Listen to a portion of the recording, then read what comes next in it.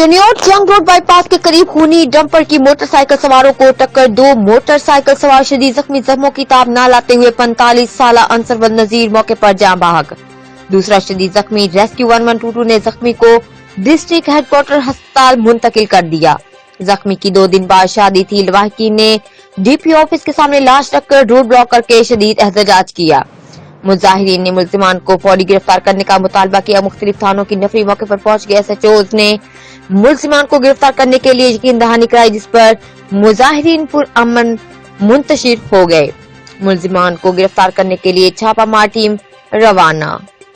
Report Mehar Suhail, bureau chief, Jio express news, Chiniot.